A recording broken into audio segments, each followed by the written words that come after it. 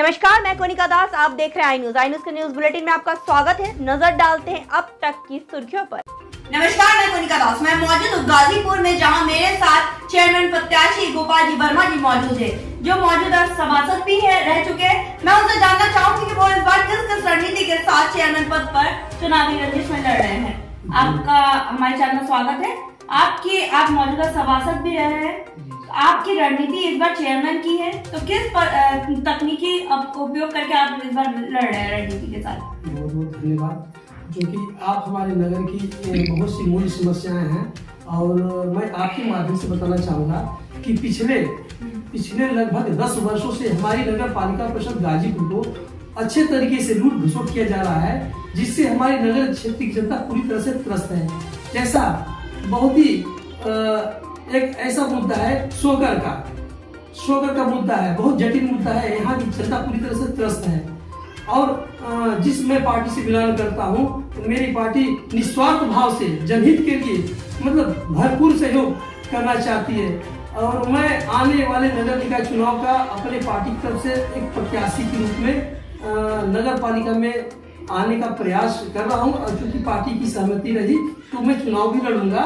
और जब मैं सदन में अगर जीत कर पहुंचता हूं, तो जैसे शोकर का मुद्दा हो गया, हमारे यहाँ कई वर्षों से खारिजदारी का मामला चलता है, जिससे हमारे नगर पालिका का आय का स्रोत बढ़ता है। जब हमारे नगर पालिका का आय का स्रोत बढ़ेगा तभी हम कुछ विकास कर पाएंगे नगर में। और ऐसे तमाम है, लेकिन अब तक मैं अपने पूरे कार्यकाल में, सभासदी के पूरे कार्यकाल में सरकार की प्रत्येक योजनाओं का लाभ अपने क्षेत्र में ही मतलब नगर के 2500 वार्ड में जहाँ के भी लोग हमारे पास आते हैं, उनकी समस्या का हम भरपूर निस्तारण करने का प्रयास करते हैं। गोपाल जी, आपका ड्रीम प्रोजेक्ट क्या है अपने गाजीपुर के लिए?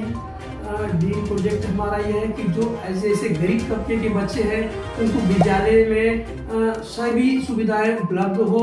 और जो मलिन बस्ती है, वहाँ के लोग हर योजनाओं से, सरकार की प्रत्येक योजनाओं से वो वंचित रहते हैं। पहले योजना उन तक पहुँचे, ऐसे तमाम ऐसी है अपनी विचारधारा कि उनके पास पहुँचे और उनको उस चीज का लाभ मिले। जो एक जनप्रतिनिधि जिस पर्पज से चुनकर जाता है अपने क्षेत्र की समस्या को लेकर के, तो कहीं ना कहीं जनता के प्रति एक विश्वास पैदा होना चाहिए। स्वच्छ भारत तो स्वस्थ भारत, तो स्वच्छता को किस तरह आप देखते हैं? स्वच्छ भारत मिशन के तहत आप क्या क्या करना चाहेंगे अपने गाजीपुर के लिए? जी हाँ, आपने कहा बिल्कुल सही। जैसे अब मैं जब आऊंगा तो एक नियम बन जाएगा, जैसे कूड़ा, सूखा कूड़ा, गीला कूड़ा एक नियमित समय से लोग हमारे नगर पालिका कर्मचारी को दे। यदि विलम्ब हो, किसी कारण विलम्ब हो जाता है, तो वो कूड़ा नेक्स्ट दूसरे दिन उनको उपलब्ध कराए, ताकि जिससे हमारा नगर भी साफ और सुंदर भी दिखाई दे। और स्वास्थ्य की दृष्टि से आपके गाजीपुर में जब सर्वे हुआ तो काफी लचर व्यवस्था देखने को मिली। कोई बीमार होता है तो या लखनऊ या वाराणसी की ओर जाने के लिए मजबूर होता है। तो आप स्वास्थ्य को किस तरह गंभीरता से लेते हैं और कैसे आप स्वास्थ्य को अच्छा करेंगे अगर चेयरमैन बनते हैं? जो भी हमारे सफाई कर्मी हैं, उन्हीं से हमारा स्वास्थ्य है।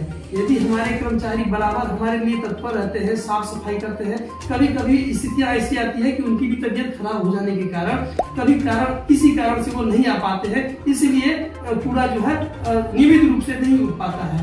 इसलिए कुछ बीमारियां लोगों के बीच आती हैं, लेकिन उसका हम लोग फातिंग वगैरह चाहे जिस स्तर से हो, छिड़काव वगैरह से हम लोग कराने का प्रयास करते हैं। महिलाओं की सुरक्षा के लिए कुछ खास सोचा है आपने? जी बिल्कुल। जिस प्रकार ये आज के दौर में महिलाएं कभी भी रात बिरात कभी भी निकलती हैं घर से, तो नगर के प्रमुख चौराहों पे सीसी कैमरे से लैस करवाया जाएगा।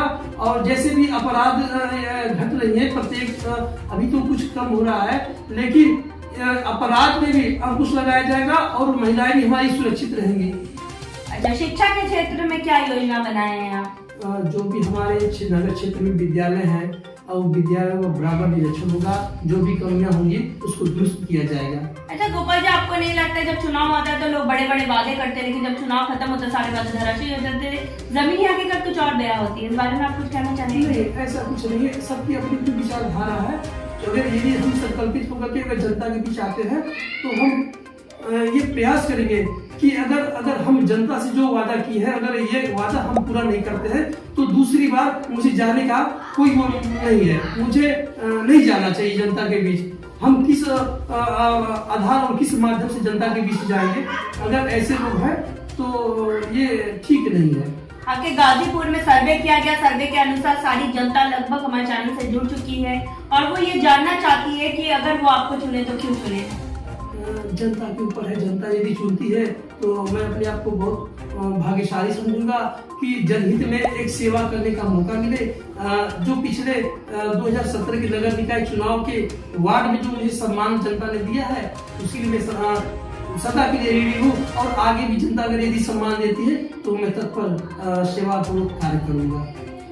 तो हमारे साथ गोपाल जी थे जिनका साफ तौर पे कहना था कि सभासद बनते हुए उन्होंने काफी काम की है, जनता का प्यार मिला है। अगर ये चेयरमैन बनते हैं तो गाजीपुर का विकास करेंगे, चाहे वो स्वास्थ्य हो, चाहे शिक्षा हो, चाहे महिलाओं की सुरक्षा को लेकर हो, अथक प्रयास करेंगे गाजीपुर को गाजीपुर जैसा बनाया जाए। साथ ही साथ इन्होंने बहुत अच्छी बात कही कि ये कर्म पर विश्वास करते वादों तक के बुलेटिन में बस इतना ही। बने रहिए आई न्यूज के साथ, हर खबर पर पहली नजर।